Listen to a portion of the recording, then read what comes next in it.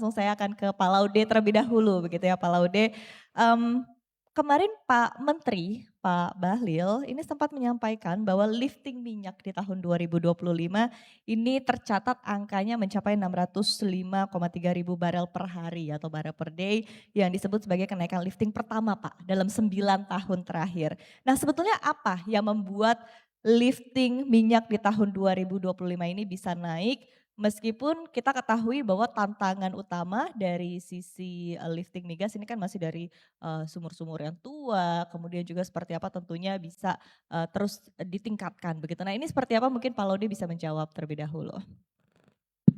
Baik, terima kasih Mbak Syarifah, yang saya hormati Bapak-bapak narasumber, hadirin sekalian, Assalamualaikum warahmatullahi wabarakatuh. Selamat pagi, salam sejahtera untuk kita semua. Sebelum saya langsung menjawab pertanyaan tadi, karena ini kan acara Outlook ya, saya ingin share sesuatu untuk memberikan gambaran kepada kita, mungkin bisa di-share. Jadi saya tiap awal tahun tuh selalu menunggu, ini bukan promosi ya, selalu menunggu energy outlook yang diumumkan oleh ExxonMobil. Karena ExxonMobil itu punya tim khusus untuk membuat energy outlook dan menariknya dia punya view yang berbeda dengan IEA, International Energy Agency.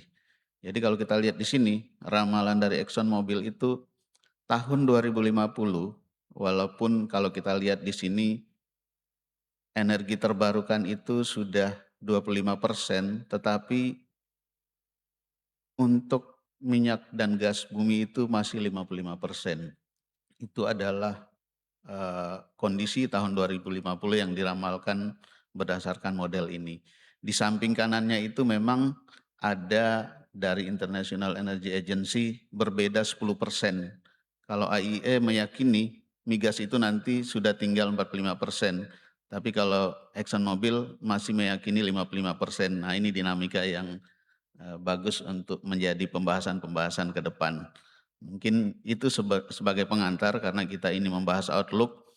Lalu untuk pertanyaan tadi, mengapa tahun 2025 kemarin kita berhasil mencapai target yang dalam 9 tahun terakhir itu baru tahun 2025 kemarin. Nah sini kalau kita lihat kan ada 3 blok hitam itu. Ternyata ada 3 titik tahun 2008 itu kita berhasil menaikkan juga pada saat itu dengan berproduksinya lapangan hiu kerisi dan belanak. Lalu turun lagi sampai tahun 2016 Banyu Urip naik lagi sedikit.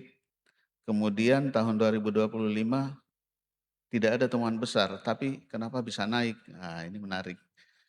Jadi sesungguhnya ini inti utamanya adalah pertama tentu ini adalah strong leadership dari Pak Menteri SDM yang diimplementasikan melalui beberapa hal berikut ini, saya akan jelaskan. Yang pertama adalah penguatan tata kelola.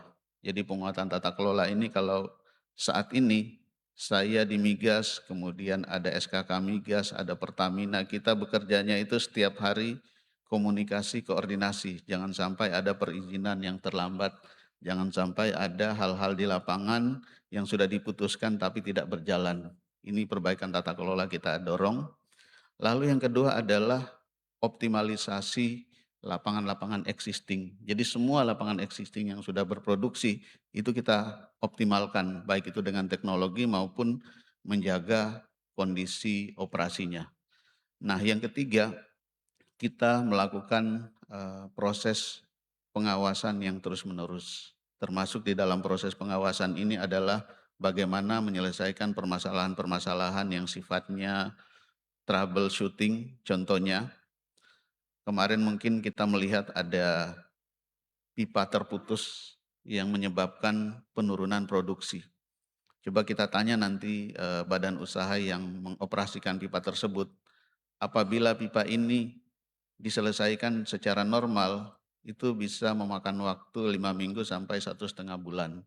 Tapi kita selesaikan dengan inovasi, dalam waktu 2 minggu sudah selesai. Ternyata pecahnya 2 kali. Ini contoh kasus bagaimana kita troubleshooting untuk menyelesaikan permasalahan. Lalu reaktivasi sumur idle ini juga dilakukan, tadi sudah diperlihatkan di paparan sebelumnya pada saat pembukaan oleh Pak PLT Dirjen Gatrik, sudah ada hasilnya. Kemudian ini untuk jangka panjang tentunya, walaupun tadi sudah kita hasilkan 605, jangka panjang masih diperlukan upaya-upaya yang kuat untuk bisa tetap mempertahankan laju kenaikan produksi minyak. Jadi ada 3 tadi ya, mulai dari penguatan tata kelola, kemudian optimalisasi, pengawasan yang terus-menerus, itu intinya. Kembali lagi ke Pak Laude ya, tadi berbicara dari sektor migas di tengah target kita untuk mencapai net zero emission sehingga akhirnya penggunaan bauran energi terbarukan ini kan juga targetnya tadi lebih besar lagi begitu ya, meningkat begitu. Sehingga menjadi pertanyaan sebetulnya tren investasi Pak di bidang energi itu seperti apa sih khususnya mungkin di hulu migas jauh ini Pak Laude? Ya, jadi terkait investasi kalau kita perhatikan kembali lagi ada satu perbedaan bagaimana kita memiliki dan menawarkan WK pada saat ini. WK migas di hulu ya. Kalau pada periode atau tahun-tahun sebelumnya, penambahan WK itu relatifly banyak disebabkan oleh investasi dari badan usaha yang sudah beroperasi, melakukan joint study, sehingga WK ini pertumbuhannya tidak cepat. Nah, dalam 2 tahun ini melalui arahan Pak Menteri, sebagian hal yang dilakukan oleh badan usaha seperti joint study dan lain-lain, itu juga diambil alih di kementerian. Sehingga hasilnya mungkin kita coba cek, kalau tahun lalu blok itu hanya ada 75, dalam waktu 1 tahun nambah dan sekarang sudah 110 WK. Oke, Dan ini merupakan nilai yang signifikan yang mungkin penambahannya belum pernah terjadi oke. di Ini tahun-tahun. investasi dari mana saja Pak? Ini calon-calon WK yang nanti dapat dilelangkan dan dapat dimiliki oleh investor untuk masuk. Dan saat ini dari berbagai WK yang sudah kita lelangkan semuanya mendapatkan perhatian dan penawaran dari calon investor. Jadi artinya kita speed untuk menarik investasinya itu cukup tinggi seperti itu. Ini WK-WK berarti sudah istilahnya bisa bisa dikatakan bahwa tadi cadangan minyaknya atau gasnya itu dijamin ada begitu ya Pak ya? Ya, jadi Kemudian ini kita bicara kalau blok ini kan dia masih membutuhkan waktu 4-5 tahun ke depan baru bisa diproduksikan dengan kecepatan. Tetapi jaminan jangka panjang kita untuk bisa menjaga kecepatan produksi tentu berasal dari WK yang ditemukan pada hari ini. Kalau ini tidak kita segera kita percepat, maka mungkin beberapa tahun ke depan bisa menurun lagi. Oleh Oke. karena itu kita akan kejar dengan ini dan investor asing itu yang tadinya sudah beberapa tahun lalu berkurang, sekarang seperti Shell masuk kembali di hulu dan lain-lain. Oke, Contohnya baik. seperti itu. Baik, tadi Pak Laude mengatakan kata-kata sakti ya, jaminan. Ini pertanyaan semua orang Pak, apalagi masuk ke dalam investasi hulu migas yang nilai investasinya luar biasa besar begitu Pak. Pertanyaannya adalah jaminan regulasinya seperti apa sih Pak ke depannya? Baik, kalau kita perhatikan sekarang proses mulai dari menawarkan sampai berproduksi itu speednya sudah kita percepat. Jadi kemarin juga sudah disampaikan bahwa ratusan regulasi dipangkas dan disederhanakan.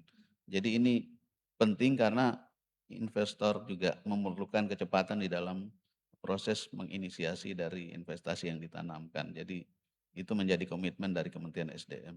Sesi tanya jawab untuk Bapak Ibu yang ingin bertanya kepada para narasumber kita. Silahkan. Baik, mungkin ada yang ingin bertanya terlebih dahulu? Oke, silahkan Bapak.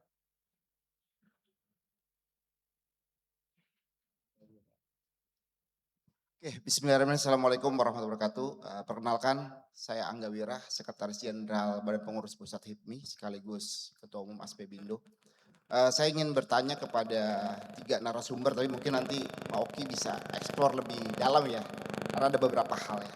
Pertama, bagaimana menurut pandangan ketiga narasumber soal Indonesia Incorporated ya, dalam konteks energi ya.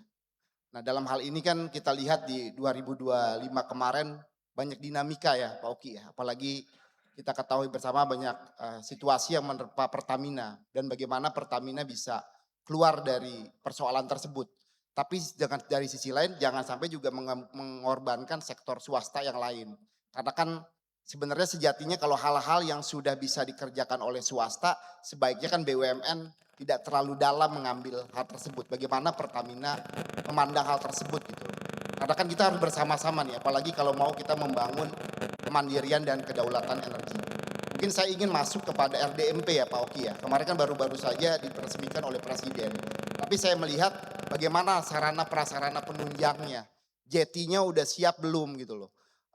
Kapalnya udah siap belum gitu loh Bang Satya. Jangan sampai gembar-gembor tapi daya dukungnya nggak ada, kasihan Pak Presiden gitu loh, ya kan. Nah ini juga perlu menjadi apa namanya, hal-hal yang kita juga perhatikan dalam konteks teknis ya. Jangan sampai kita gagah dalam konteks pemberitaan tapi dalam prakteknya juga, tidak bisa jalan dengan baik. Itu aja, makasih. Oke, baik. Baik, terima kasih Pak Angga Wira. Ada yang ingin silakan Pak Laude terlebih dahulu. Ya. Yang versi panjangnya kan di Pak Oki, tapi saya ingin sampaikan dulu bahwa konteks RDMP ini adalah dalam rangka kita menurunkan angka impor. Jadi nanti sudah disampaikan bahwa dengan beroperasinya RDMP tahun 2026 ini Indonesia sudah tidak mengimpor khususnya solar CN48. Jadi itu sebagai underlying-nya. Yang kedua, makna pentingnya sebenarnya kalau kita kaitkan dengan konteks kedaulatan energi, selain kita mampu menghasilkan produk yang nanti terpakai di dalam negeri dan kita tidak impor lagi, di dalam konteks ketahanan, rencana yang sudah dicanangkan oleh pemerintah itu adalah nantinya ke depan kita itu hanya mengimpor source crude oil-nya saja. Tapi produknya nanti kita upayakan agar seluruhnya bisa kita produksi di dalam negeri, tentunya memerlukan penguatan-penguatan bukan hanya kilang Balikpapan, tapi kilang-kilang yang lainnya pun nanti akan kita perkuat dalam rangka memproduksi BBM untuk kepentingan di dalam negeri. Itu dari sisi saya. Saya persilakan.